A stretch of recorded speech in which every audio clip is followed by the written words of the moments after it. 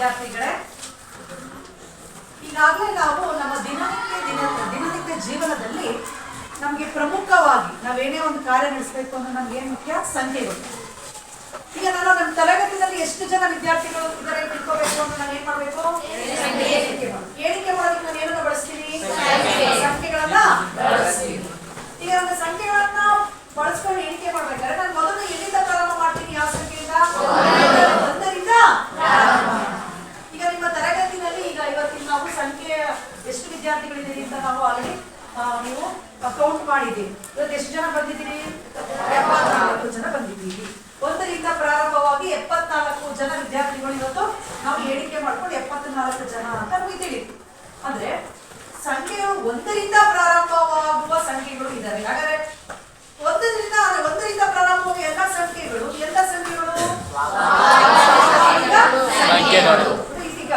ಸಂಖ್ಯೆಗಳ ಹಲವಾರು ಸಂಖ್ಯೆಗಳಿವೆ. ಅದರಲ್ಲಿ ನಾವು ಸಂಖ್ಯೆಗಳನ್ನ ಕೆಲವು ವಿಧಗಳಾಗಿ ಮಾಡಿದ್ದೇವೆ. ಮೊದಲನಾಗಿ ನೋಡಿ, ಒಂದರಿಂದ ಪ್ರಾರಂಭವಾಗುವ ಸಂಖ್ಯೆಗಳನ್ನ ನಾವು ಸ್ವಾಭಾವಿಕ ಸಂಖ್ಯೆಗಳು ಕರಿತೀವಿ. ಮತ್ತು ಒಂದರ ಹಿಂದೆನೂ ಕೂಡ ಸಂಖ್ಯೆ ಇದೆ. ಎಂತ ಸಂಖ್ಯೆ? 0. ಆ 0ಯಿಂದ ಪ್ರಾರಂಭವಾಗುವ ಸಂಖ್ಯೆ ಅಂತ ಕರಿತೀವಿ. ಮತ್ತು ಈ ಎಲ್ಲಾ ಸಂಖ್ಯೆಗಳ ಚಿಹ್ನೆಗಳು ಏನಾಗಿದ್ದಾವೆ? ಎಂತ ಚಿಹ್ನೆಯನ್ನು ಚಿಹ್ನೆ ಹೌದಲ್ವಾ? 0, 1, 0 ಧನ ಚಿಹ್ನೆನೂ ಇಲ್ಲ, ಋಣ ಚಿಹ್ನೆನೂ ಇಲ್ಲ. ಅದು ಒಂದರಿಂದ ಪ್ರಾರಂಭವಾಗುವ ಎಲ್ಲ ಸ್ವಾಭಾವಿಕ ಸಂಖ್ಯೆಗಳು ಎಂತ ಸಂಖ್ಯೆಗಳು? ಧನ ಸಂಖ್ಯೆಗಳಾಗಿವೆ. ಹಾಗಾದ್ರೆ 0 ಹಿಂದ್ಗಡೆ ಹೋದ್ರೆ 0ಯ ಮುಂಭಾಗ ಬಂದವೆಲ್ಲ ಧನ ಸಂಖ್ಯೆ ಆಗುತ್ತೆ. 0ಯ ಹಿಂಭಾಗ ಬರೋದೆಲ್ಲ ಋಣಾತ್ಮಕ ಸಂಖ್ಯೆಗಳಿರುತ್ತವೆ. 0 ಹಿಂಭಾಗದಲ್ಲಿ ಇರುವ ಸಂಖ್ಯೆಗಳು ಋಣಾತ್ಮಕ, 0ಯ ಮುಂಭಾಗದಲ್ಲಿ ಬರುವ ಸಂಖ್ಯೆಗಳು ಧನಾತ್ಮಕ ಸಂಖ್ಯೆಗಳು. ಈ ರೀತಿ ಇರುವ ಸಂಖ್ಯೆಗಳ ಗುಂಪನ್ನ ನಾವು ಪೂರ್ಣಾಂಕಗಳು ಅಂತೇಳಿ ಕರೀತೀವಿ. ಈಗಾಗಲೇ ನಾವು ಇಂದಿನ ತರಗತಿನಲ್ಲಿ ಈ ಸಂಖ್ಯೆಗಳ ಬಗ್ಗೆ ನಾವು ತಿಳ್ಕೊಂಡಿದ್ದೀವಿ. ನಾವು ಈಗ ಅದನ್ನು ಇನ್ನೊಮ್ಮೆ ನಾನು ಪರಿಚಯಿಸ್ತಾ ಇದ್ದೀನಿ. ಸ್ವಾಭಾವಿಕ ಸಂಖ್ಯೆ ಎಂದರೆ ಒಂದರಿಂದ ಪ್ರಾರಂಭವಾಗುವ ಸಂಖ್ಯೆ ಇದು ಅಂತ್ಯಗೊಳ್ಳದ ಸಂಖ್ಯೆ, ಅಪರಿಮಿತ ಇದ್ದಾವೆ. ಇದನ್ನ ನಾವು n ಸಂಕೇತದಿಂದ ಸೂಚಿಸ್ತೀವಿ. ಅದೇ ರೀತಿ 0ಯಿಂದ ಪ್ರಾರಂಭವಾಗುವ ಸಂಖ್ಯೆಗಳು ಆಗಿದ್ದು ಅಂತ್ಯಗೊಳ್ಳದ ಸಂಖ್ಯೆಗಳನ್ನ ಪೂರ್ಣ ಸಂಖ್ಯೆಗಳು ಅಂತೇಳಿ ಕರಿತೀವಿ. ಇದನ್ನ W ಸಂಕೇತದಿಂದ ಸೂಚಿಸ್ತೀವಿ. ನಂತರ ಧನ ಸಂಖ್ಯೆ ಮತ್ತು ಋಣ ಸಂಖ್ಯೆಗಳ ಎಲ್ಲಾ ಸಂಖ್ಯೆಗಳ ಒಟ್ಟು ಧನ ಮತ್ತು ಋಣ ಸಂಖ್ಯೆಗಳನ್ನ ಎಲ್ಲದನ್ನ ಸಂಖ್ಯೆಗಳ ಒಟ್ಟು ಗುಂಪನ್ನ ನಾವೇನಂತ ಕರಿತೀವಿ? ಗಣವನ್ನ ಪೂರ್ಣಾಂಕಗಳು ಅಂತೇಳಿ ಕರಿತೀವಿ. ಅದನ್ನ Z ಸಂಕೇತದಿಂದ ಸೂಚಿಸ್ತೀವಿ. ನೆಕ್ಸ್ಟ್ ಭಾಗಲಬ್ಧ ಸಂಖ್ಯೆಗಳು ಮತ್ತು ಅಭಾಗಲಬ್ಧ ಸಂಖ್ಯೆಗಳು. ಇವು ಈ ಭಾಗಲಬ್ಧ ಸಂಖ್ಯೆಗಳನ್ನ ನಾವು Q ಸಂಖ್ಯೆಯಿಂದ ಸೂಚಿಸ್ತೀವಿ. ಭಾಗಲಬ್ಧ ಸಂಖ್ಯೆಗಳು ಎಂದರೆ P/Q ರೂಪದಲ್ಲಿ ವ್ಯಕ್ತಪಡಿಸುವ ಸಂಖ್ಯೆಗಳಾಗಿದ್ದು P ಮತ್ತು Qಗಳು ಪೂರ್ಣಾಂಕಗಳಾಗಿರುತ್ತವೆ. Q 0ಗೆ ಸಮನಾಗಿರುವುದಿಲ್ಲ ಅನ್ನೋದು ಭಾಗಲಬ್ಧ ಸಂಖ್ಯೆಗಳಾಗಿದೆ. ಮತ್ತು ಅಭಾಗಲಬ್ಧ ಸಂಖ್ಯೆಗಳು ಎಂದರೆ P/Q ರೂಪದಲ್ಲಿ ವ್ಯಕ್ತಪಡಿಸಲು ಸಾಧ್ಯವಾಗದೇ ಇರುವ ಸಂಖ್ಯೆಗಳನ್ನ ಅಭಾಗಲಬ್ಧ ಸಂಖ್ಯೆಗಳು ಅಂತ ಹೇಳ್ತೀವಿ. ಇದನ್ನೆಲ್ಲವನ್ನೂ ಕೂಡ ನಾವೀಗಾಗಲೇ ಇಂದಿನ ತರಗತಿಯಲ್ಲಿ ತಿಳ್ಕೊಂಡಿದ್ದೀವಿ. ಹಾಗಾದ್ರೆ ಇಂದು ನಾವು ನಿಮ್ಮ 9ನೇ ತರಗತಿಯ ಪಠ್ಯ ಪುಸ್ತಕದಲ್ಲಿ ಇರುವಂತಹ ಮೊದಲನೇ ಅಧ್ಯಾಯವಾದಂತಹ ಸಂಖ್ಯಾ ಪದ್ಧತಿಯ ಬಗ್ಗೆ ತಿಳ್ಕೊಳ್ಳೋಣ. ಇದು ನಾವು ತಿಳ್ಕೊತಾ ಇರುವಂತಹ ಮೊದಲನೇ ಅಧ್ಯಾಯ ಯಾವುದು? ಸಂಖ್ಯಾ ಪದ್ಧತಿ.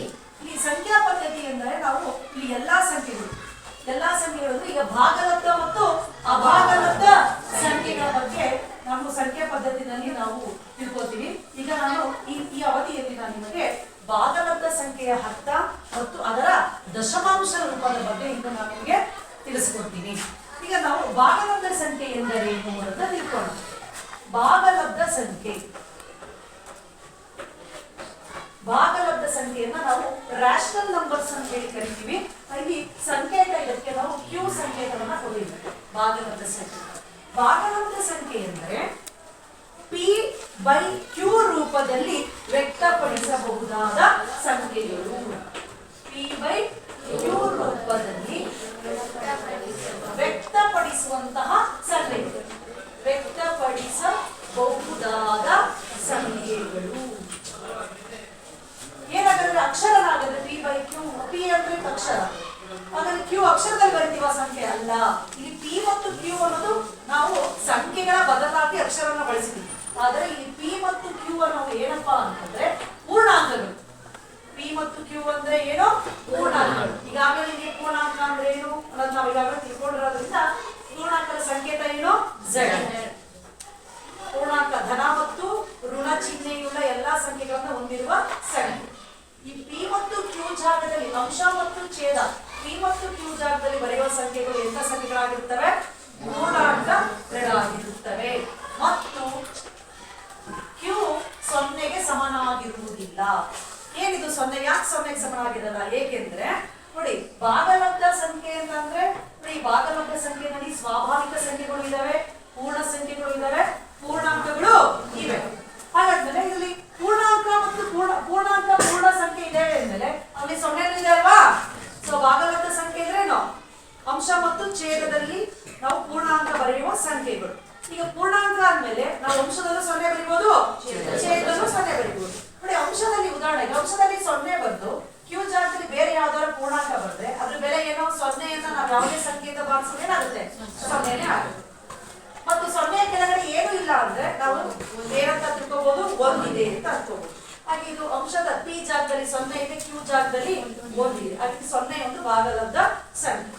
ಆದ್ರೆ ಕ್ಯೂ ಜಾಗದಲ್ಲಿ 0 ಬಂದ್ರೆ ಏನಾಗುತ್ತೆ? ಈಗ ಅಂಶದ ಜಾಗದಲ್ಲಿ ಯಾವ್ದಾದ್ರು ಒಂದು ಪೂರ್ಣಾಂಕ ಬಂದು ಕ್ಯೂ ಜಾಗದಲ್ಲಿ 0 ಬಂದ್ರೆ 0ಯು ಯಾವುದೇ ಸಂಖ್ಯೆಯನ್ನ ಭಾಗಿಸಲ್ಲ. ಸೊ ಈ ರೀತಿ ನಾವು ವ್ಯಕ್ತಪಡಿಸಲು ಯಾವುದೇ ಸಂಖ್ಯೆಯನ್ನ ನಾವು ಛೇದದಲ್ಲಿ 0ಯನ್ನ ಬರೆದಾಗ ಇದನ್ನು ವ್ಯಾಖ್ಯಾನಿಸಲು ಸಾಧ್ಯವಿಲ್ಲ. ಇವು ಭಾಗಲಬ್ಧ ಸಂಖ್ಯೆ ಅಲ್ಲ. ಹಾಗಾಗಿ ನಾವು ಭಾಗಲಬ್ಧ ಸಂಖ್ಯೆಯಲ್ಲಿ ಛೇದದಲ್ಲಿ ಏನಿರಬಾರ್ದು? 0 ಇರಬಾರ್ದು, ಕ್ಯೂ ಜಾಗದಲ್ಲಿ 0 ಇರಬಾರ್ದು ಅನ್ನೋದು ಒಂದು ಕಂಡೀಷನ್. ಸೊ ಭಾಗಲಬ್ಧ ಸಂಖ್ಯೆ ಅಂದ್ರೆ ಏನಾಗಾದ್ರೆ ಪಿ ಬೈ ಕ್ಯೂ ರೂಪದಲ್ಲಿ ವ್ಯಕ್ತಪಡಿಸಬಹುದಾದ ಸಂಖ್ಯೆಗಳು. ಇಲ್ಲಿ ಪಿ ಮತ್ತು ಕ್ಯೂ ಯಾವುದಕ್ಕೆ ಸೇರಿದ ಸಂಖ್ಯೆಗಳಾಗಿವೆ? ಯಾವುದಕ್ಕೆ ಸೇರಿದ ಸಂಖ್ಯೆಗಳಾಗಿದೆ? ಪೂರ್ಣಾಂಕಕ್ಕೆ ಸೇರಿದ ಸಂಖ್ಯೆ. ಅಂದ್ರೆ ಪಿ ಜಾಗದಲ್ಲಿ ಪೂರ್ಣಾಂಕ ಯಾವುದೇ ಪೂರ್ಣಾಂಕ ಧನಾರು ಬರೀಬಹುದು, ಋಣಾರು ಬರೀಬಹುದು. ಕ್ಯೂ ಜಾಗದಲ್ಲೂ ಅಷ್ಟೇ 0ಯನ್ನ ಬಿಟ್ಟು ಯಾವುದೇ ಪೂರ್ಣಾಂಕವನ್ನ ನೀವು ಬರೀಬಹುದು. ಉದಾಹರಣೆಗೆ 2/3 ಪ್ಲಸ್ 2 ಅಂಶದಲ್ಲಿ ಬರ್ತೀನಿ, ಪ್ಲಸ್ 3 ಛೇದದಲ್ಲಿ ಬರ್ತೀನಿ, ಪೂರ್ಣಾಂಕ.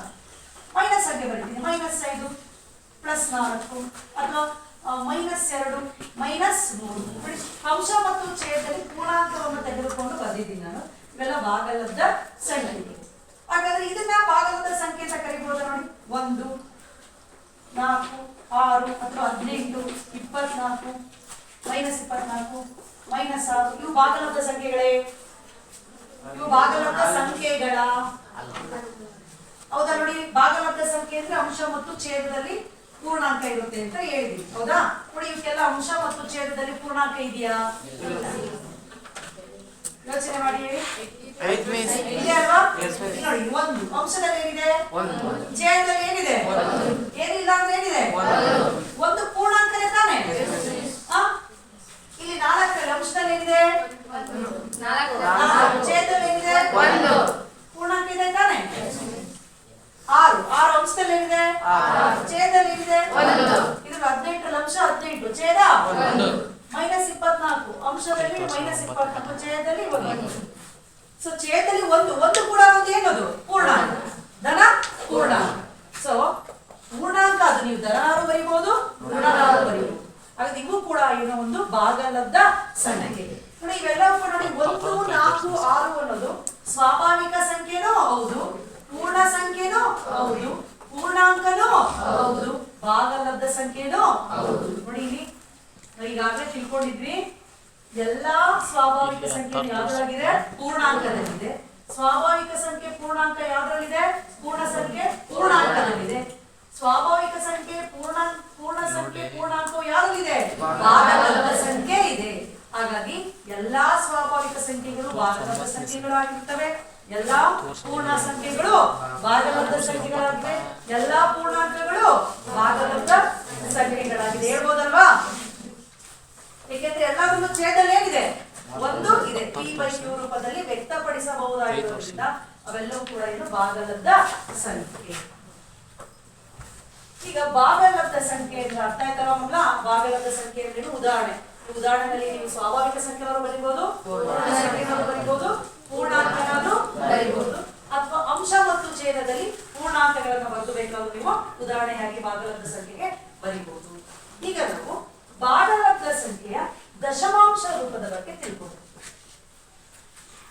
ಈಗ ಭಾಗಲಬ್ಧ ಸಂಖ್ಯೆ ನೋಡಿ, ಈಗ ನಾನು ಉದಾಹರಣೆ ಕೊಟ್ಟಿದ್ದೀನಿ ಭಾಗಲಬ್ಧ ಸಂಖ್ಯೆಗೆ. ಈಗ ಇನ್ನೊಂದು 2 ಮತ್ತು 3 ಅನ್ನೋದು ಭಾಗಲಬ್ಧ ಸಂಖ್ಯೆನೇ ಅಲ್ವಾ? ಈ 2 ಮತ್ತು 3 ಭಾಗಲಬ್ಧ ಸಂಖ್ಯೆ ಅಂದ್ರೆ ಅವುಗಳ ನಡುವೆ ಹಾಗಾದ್ರೆ ಯಾವ್ದು ಸಂಖ್ಯೆ ಇಲ್ವಾ? ಇದಾವ ಇಲ್ವಾ? ಯಾವಿದಾವೆ? ಈಗ ನೀವು ನಿಮ್ಮ ಸ್ಕೇಲ್ ಅಲ್ಲಿ 15 ಸೆಂಟಿಮೀಟರ್ ಸ್ಕೇಲ್ ಅಲ್ಲಿ 2 ಮತ್ತು 3 ನಡುವೆ ಪಾಯಿಂಟ್ಸ್ ಹಾಕಿದ್ವಿ, ಹೌದಾ? ಬಿಂದುಗಳಿವೆ. ಅವೆಲ್ಲ ಬಿಂದುಗಳು ಏನವು? ವಾಸ್ತವ ಸಂಖ್ಯೆಗಳು. ಈ ಎಲ್ಲ ಸ್ವಾಭಾವಿಕ, ಪೂರ್ಣ ಸಂಖ್ಯೆ, ಪೂರ್ಣಾಂಕ, ಭಾಗಲಬ್ಧ, ಅಭಾಗಲಬ್ಧ ಎಲ್ಲಾ ಸಂಖ್ಯೆಗಳನ್ನ ಏನಂತ ಕರಿತೀವಿ? ವಾಸ್ತವ ಸಂಖ್ಯೆ ಅಂತ ಕರಿತೀವಿ. ಯಾವುದೇ ಒಂದು ಸಂಖ್ಯಾ ರೇಖೆಯ ಮೇಲೆ ಪ್ರತಿಯೊಂದು ಬಿಂದುವು ಕೂಡ ಏನ ಗುರುತಿಸುತ್ತೆ? ಪ್ರತಿನಿಧಿಸುತ್ತೆ. ವಾಸ್ತವ ಸಂಖ್ಯೆಗಳನ್ನ ಪ್ರತಿನಿಧಿಸುತ್ತೆ. ಪ್ರತಿಯೊಂದು ಬಿಂದು, ಅಪರಿಮಿತ ಬಿಂದುಗಳಿದ್ದಾರೆ, ಪ್ರತಿಯೊಂದು ಬಿಂದುವು ಕೂಡ ಏನದು? ವಾಸ್ತವ ಸಂಖ್ಯೆನೇ ಆಗಿರ್ತಾರೆ. ಈಗ ನಾನು ಇಲ್ಲಿ ಒಂದು 2 ಅಂತ ಬಂದಿದ್ದೀನಿ, 2 ಮತ್ತು 3. ಈಗ 3 ಅಂತ ಬಂದಿದೆ. ಈಗ ಸ್ಕೇಲ್ ಅಲ್ಲಿ 2 ಮತ್ತು 3 ನಡುವೆ ಎಷ್ಟು ಲೈನ್ ಇರ್ತಾವೆ ನೋಡಿದ್ರೆ ಹತ್ತಿರ್ತಾವಲ್ಲ? ಅಲ್ಲಿ 2ರ ಮುಂದೆ ಇರೋ ಮೊದಲನೇ ಲೈನ್ ಅಂತ ಎಂತ ಕರಿತೀವಿ? 2 ಪಾಯಿಂಟ್ 2.9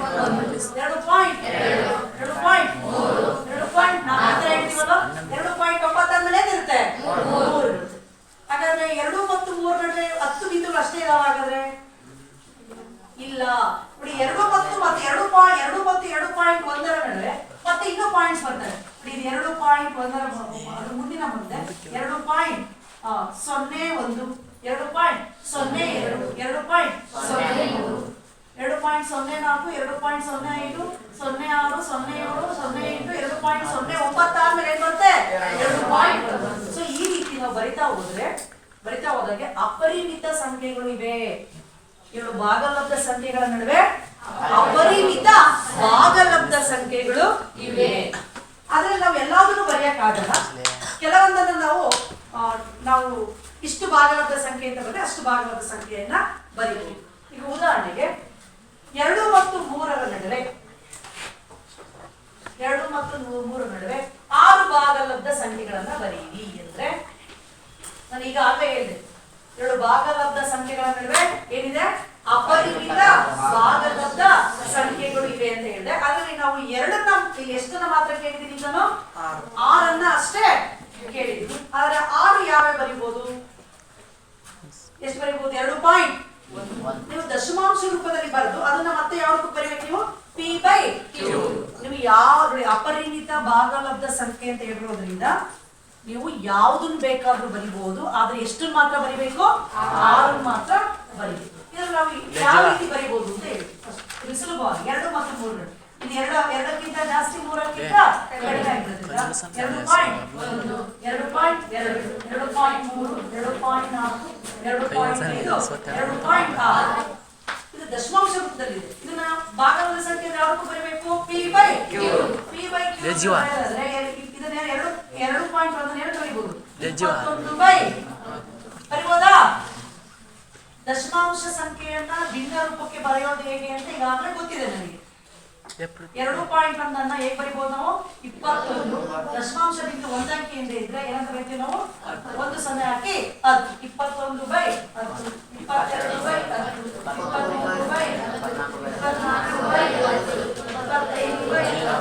23/10, ಬರೀಬಹುದಲ್ಲ? ಅವ್ರು 6 ಕೇಳಿದ್ರು, ನಾನು 6 ಬರ್ದಿದ್ದೀನಿ. ಇದು ಒಂದು ರೀತಿಯಲ್ಲಿ ಬರೀಬಹುದು. ಇನ್ನೊಂದು ರೀತಿಯಲ್ಲಿ ಹೇಗೆ ಬರೀಬಹುದು? ಇನ್ನೊಂದು ರೀತಿ ವಿಧಾನ. 2 ಭಾಗಲಬ್ಧ ಸಂಖ್ಯೆಯ ನಡುವೆ ಭಾಗಲಬ್ಧ ಸಂಖ್ಯೆಯನ್ನ ಕಳೆಯುವ ಇನ್ನೊಂದು ವಿಧ ಯಾವಪ್ಪ ಅಂದ್ರೆ, ಕೊಟ್ಟಿರೋದು ಎಷ್ಟಪ್ಪ? 6 ಬರೀರಿ ಅಂತ ಹೇಳಿದ್ರೆ ನಾವು 6ಕ್ಕೆ ಅವ್ರು ಎಷ್ಟಾರ ಕೇಳಿರ್ಲಿ ಅದಕ್ಕೆ 1 ಏನ್ ಮಾಡ್ಕೊಳ್ಳೋಣ? ಕೂಡ್ಬೇಕು. 1 ಕೂಡ್ಕೊಂಡಾಗ ಏನಾಯ್ತು? 7 ಆಯ್ತಲ್ವಾ? ಅವ್ರು 6 ಕೇಳಿದ್ರೆ 6 + 1. ಅವ್ರು 8 ಕೇಳಿದ್ರೆ 8 + 1 ಅಂತ ಮಾಡ್ಕೋಬೇಕು. ಈಗ 6 + 1 ಆದಾಗ ಎಷ್ಟಾಯ್ತು? 7 ಆಯ್ತು. ಈಗ ನಾನು ಬರಿಬೇಕಾಗಿರೋದು ಯಾವ 2 ಸಂಖ್ಯೆ ಇದಾವೆ? 2 ಮತ್ತು 3. ಈಗ ಮೊದಲನೇ ಸಂಖ್ಯೆ ಯಾವಪ್ಪ? 2. ಈ 2ಕ್ಕೆ ಅಂಶಕ್ಕೂ 7ನ್ನ ಗುಣಿಸೋಣ, ಛೇದಕ್ಕೂ 7ನ್ನ ಗುಣಿಸೋಣ. ಗುಣಿಸಾಗ ಏನಾಯ್ತು ನೋಡಿ? ಅಂಶ 7 2 ಎಷ್ಟಪ್ಪ? 14. ಕೆಳಗಡೆ ಛೇದ 7 ಸೊ ಈ ಮೊದಲನೇ ಸಂಖ್ಯೆ 2ಕ್ಕೆ ಅಂಶ ಮತ್ತು ಛೇದಕ್ಕೆ 7ನ್ನ ಗುಣಿಸಿದಾಗ ಏನು ಬಂತು? 14/7. 6ಕ್ಕೆ 7/7 ಗುಣಿಸಿದಾಗ 6 7 ಎಷ್ಟಪ್ಪ? 6 7 40.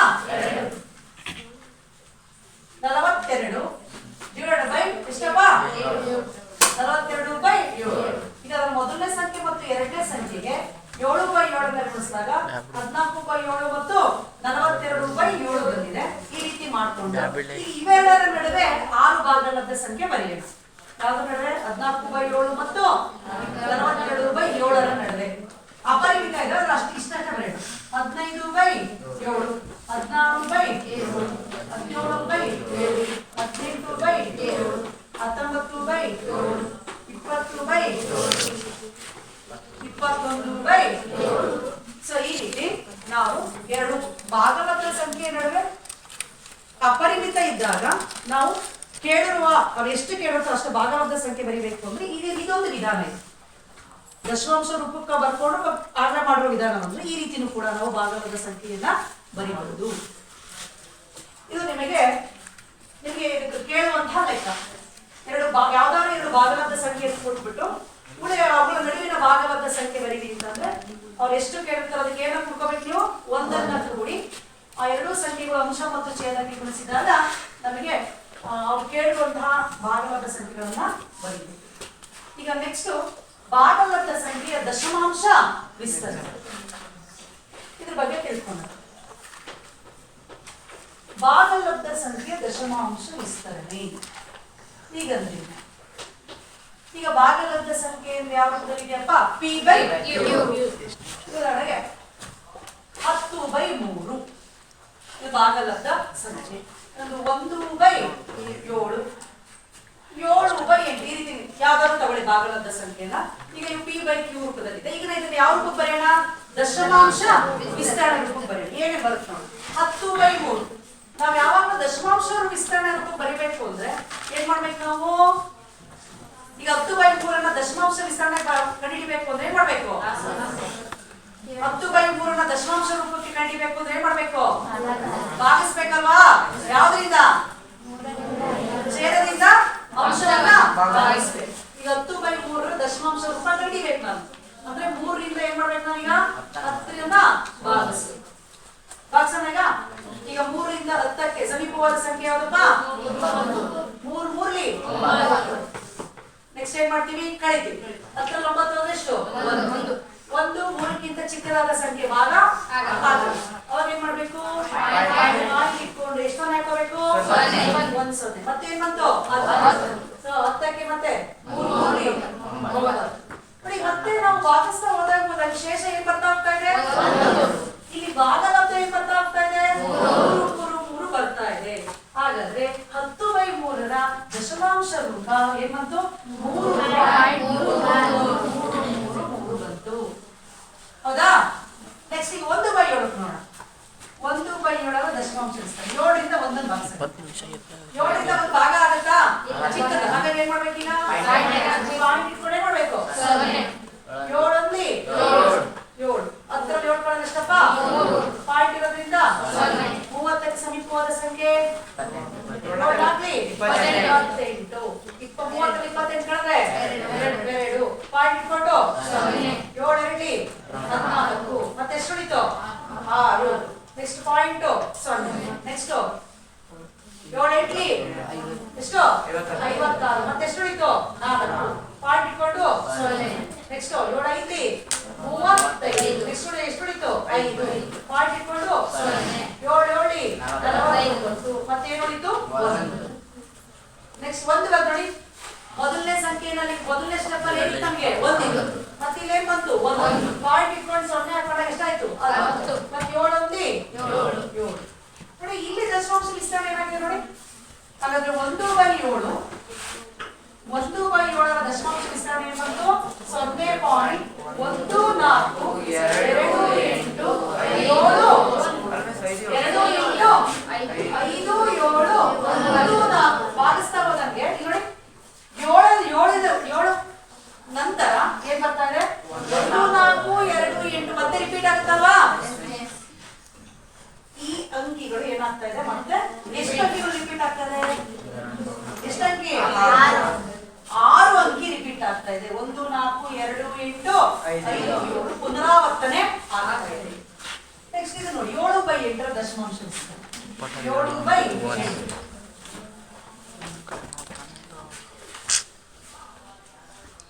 7/8 ಈಗ ನಾವು ವಿಸ್ತರಣೆ ದಶಮಾಂಶ ಸಂಖ್ಯೆಯಾಗಿ ಕರೀಬೇಕು. 8 ರಿಂದ 7 ಭಾಗ ಆಗಲ್ಲ, ಪಾಯಿಂಟ್ ಇಟ್ಕೊಂಡು 0. 70ಕ್ಕೆ ಸಮೀಪವಾದ ಸಂಖ್ಯೆ ಯಾವುದು? 8 ಎಷ್ಟು ಉಳಿತು? 6. ಪಾಯಿಂಟ್ ಇಟ್ಕೊಂಡು 0. ನೆಕ್ಸ್ಟ್ 8 56.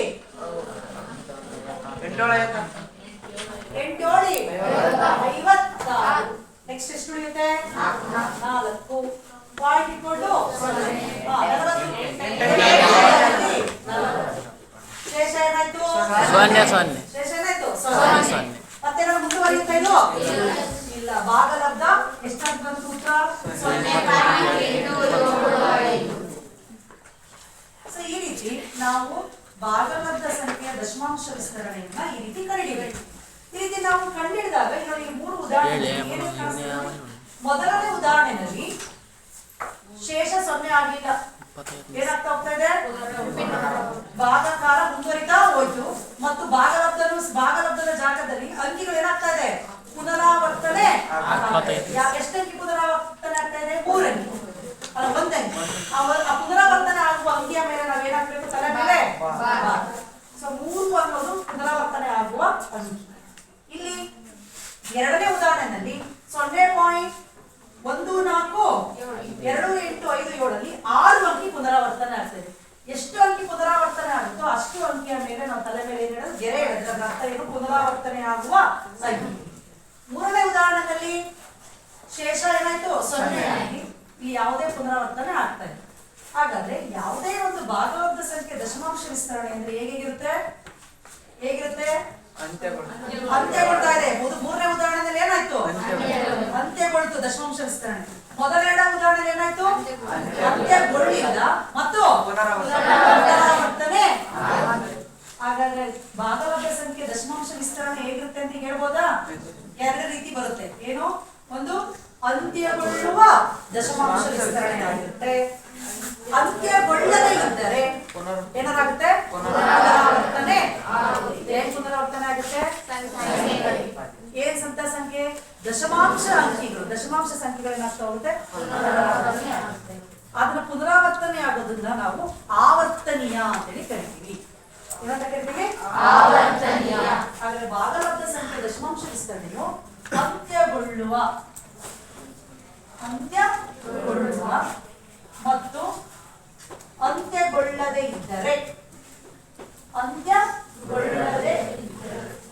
ಇದ್ದರೆ ಏನಾಗುತ್ತೆ? ಆವರ್ತನೀಯವಾಗುತ್ತದೆ.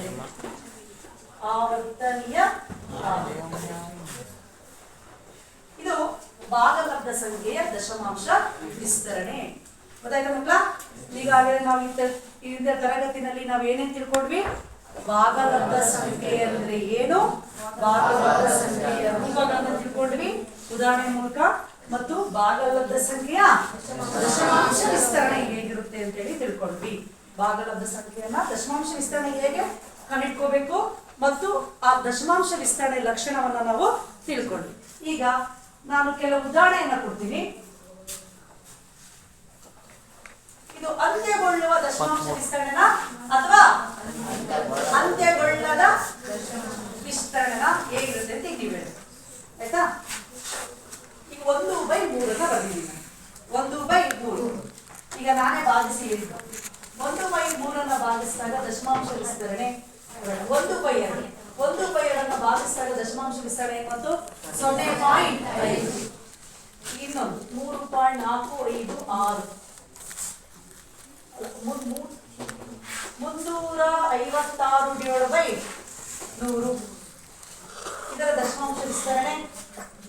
ಇಲ್ಲಿ 2 ಸಂಖ್ಯೆಗಳಿಂದ ಏನು ಬರೀಬಹುದು? 3.56.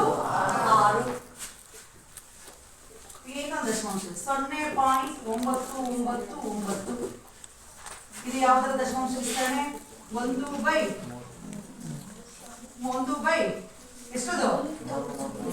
3 0.999 ಯಾವುದು ಸಮ? ಸಮೀಪ ಯಾವುದು ಸಮ? 1ಕ್ಕೆ ಸಮ ಬರೀಬಹುದು. 0.245. ಈಗ ಮೊದಲನೇ ಉದಾಹರಣೆ ಇದೆಲ್ಲ ದಶಮಾಂಶ ವಿಸ್ತರಣೆ ಅಂತ ಹೇಳಿ. ಮೊದಲನೇ ನೋಡಿ 0.5 ಇದು ಎಂತ ದಶಮಾಂಶ ವಿಸ್ತರಣೆ? ಅಂತ್ಯಗೊಳ್ಳುವ ದಶಮಾಂಶ ವಿಸ್ತರಣೆ. ಎರಡನೇದು ವೆರಿ ಗುಡ್, ಅಂತ್ಯಗೊಳ್ಳುವ ದಶಮಾಂಶ ವಿಸ್ತರಣೆ. ಈಗ ಮೂರನೇದು ನಾನು ಕೇಳ್ತಾರೆ ಆಯ್ತಾ, ತರುಣ ಆಯ್ಕೆ. ಮೂರನೇ ದಶಮಾಂಶ ವಿಸ್ತರಣೆ ಎಂತ ದಶಮಾಂಶ ವಿಸ್ತರಣೆ? ಆವರ್ತನೆ ಆಗಿನ ಮುಂಚೆ ಇದೇನಾಗಿದೆ? ಅಂತ್ಯಗೊಳ್ಳದ ಮತ್ತು ಆವರ್ತನೀಯ. ವೆರಿ ಗುಡ್, ಅಂತ್ಯಗೊಳ್ಳದ ಮತ್ತು ಆವರ್ತನೀಯ ದಶಮಾಂಶ ವಿಸ್ತರಣೆ. ಗುಡ್. ನೆಕ್ಸ್ಟ್ ಈಗ ನಾಲ್ಕನೇ ಉದಾಹರಣೆ ನಾನು ಕೇಳಿದ್ರೆ ಆಯ್ತಾ ನವೀನ್ ಹೇಳಪ್ಪ. ನಾಲ್ಕನೇ ಉದಾಹರಣೆ ಎಂತ ದಶಮಾಂಶ ವಿಸ್ತರಣೆ?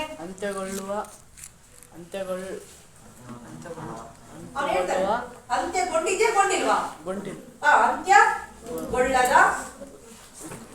ಮತ್ತು ಏನಾಗಿದೆ? ಅವ್ನು ಹೇಳ್ತಾನೆ ಮತ್ತು ಆವರ್ತನೀಯ. ಅಂತ್ಯಗೊಳ್ಳದ ಮತ್ತು ಆವರ್ತನೀಯ ದಶಮಾಂಶ ವಿಸ್ತರಣೆ. Very good. ಈಗ ಗೊತ್ತಾಯ್ತಲ್ಲ ಮಕ್ಕಳು, ಅಂತ್ಯಗೊಳ್ಳುವ ಮತ್ತು ಅಂತ್ಯಗೊಳ್ಳದ ದಶಮಾಂಶ ವಿಸ್ತರಣೆ. ಈಗ ಗೃಹಪಾಠಕ್ಕೆ ನಾನು ಕೆಲವು ಲೆಕ್ಕಗಳನ್ನ ಕೊಡ್ತೀನಿ. ನೀವು ಆ ಭಾಗಲಬ್ಧ ಸಂಖ್ಯೆಗಳನ್ನ ದಶಮಾಂಶ ವಿಸ್ತರಣೆ ಕಂಡಿಡಿದು ಅದು ಅಂತ್ಯಗೊಳ್ಳುತ್ತಾ ಅಥವಾ ಅಂತ್ಯಗೊಳ್ಳಲ್ವಾ ಅನ್ನೋದನ್ನ ನೀವು ಬರೀರಿ. ತಗೊಳ್ಳಿ, ಈಗೆಲ್ಲ ತಗೊಳ್ಳಿ, ಹೋಮ್ವರ್ಕ್ ತಗೊಳ್ಳಿ, ಮನೆಗೆ ರಸಕ್ಕೆ ತಗೊಳ್ಳಿ.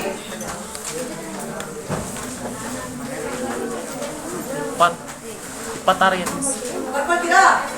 ಬೇಗ ಬರ್ಕೊಳ್ಳಿ, ಬೇಗ.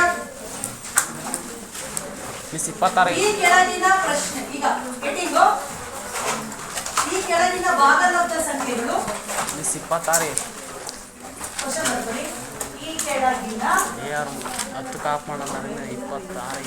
ಭಾಗಲಬ್ಧ ಸಂಖ್ಯೆಗಳಿಗೆ ದಶಮಾಂಶ ವಿಸ್ತರಣೆಯನ್ನು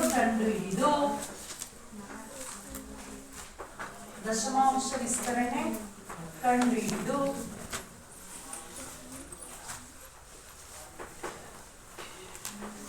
ಅವುಗಳ ಗುಣವನ್ನು ಬರೆಯಿರಿ.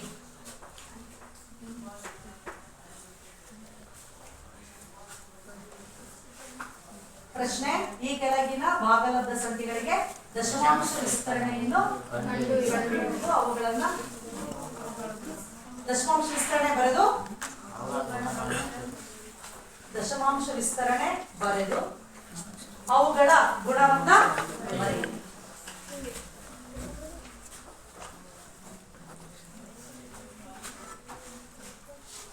4/5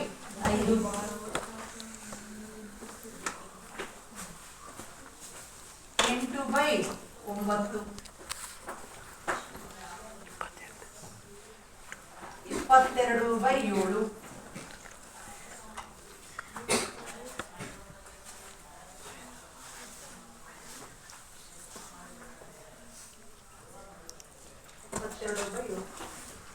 5/2. ಈಗ ನಾನು ಕೊಟ್ಟಿರುವ ಭಾಗಲಬ್ಧ ಸಂಖ್ಯೆಗಳಿಗೆ ನೀವು ದಶಮಾಂಶ ವಿಸ್ತರಣೆ ರೂಪಕ್ಕೆ ಬರೆದು ಅವು ಎಂತ ದಶಮಾಂಶ ವಿಸ್ತರಣೆ ಅಂತ ಹೇಳಿ ಬರ್ಕೊಂಡು ಬರ್ಬೇಕು. ಎಲ್ಲ ಅರ್ಥ ಆಯ್ತಲ್ವಾ ಮಕ್ಕಳ? ಇನ್ನೊಂದು ಲೆಕ್ಕ, ಎರಡನೇ ಮೀನು.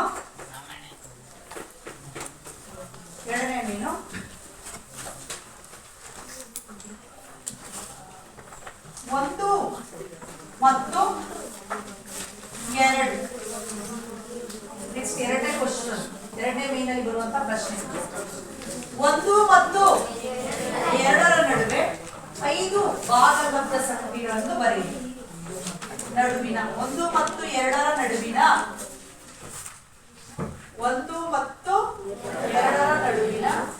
5 ಭಾಗಲಬ್ಧ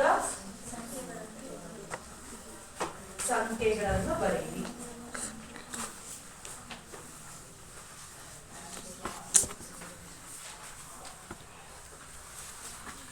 ಎರಡು ಭಾಗಲಬ್ಧ ಸಂಖ್ಯೆ ನಡುವೆ ಎಷ್ಟು ಭಾಗಲಬ್ಧ ಸಂಖ್ಯೆಗಳಿದಾವೆ? ಅಪರಿಮಿತ. ಅದನ್ನ ನೀವು ಬರಿಬೇಕಾಗಿರೋದು ಎಷ್ಟು ಮಾತ್ರ? 5 ಮಾತ್ರ. ಯಾವ್ಯಾವ ಸಂಖ್ಯೆ? 1 ಮತ್ತು 2ರ ನಡುವೆ. ಅದರಲ್ಲಿ ಇನ್ನೊಂದು 2/3 ಮತ್ತು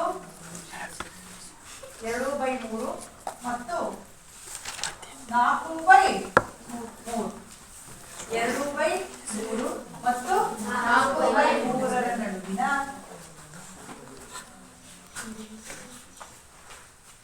ಮೂರು ಭಾಗಲಬ್ಧ ಸಂಖ್ಯೆಗಳನ್ನು ಬರೆಯಿರಿ. 3 ಭಾಗಲಬ್ಧ ಸಂಖ್ಯೆಗಳನ್ನು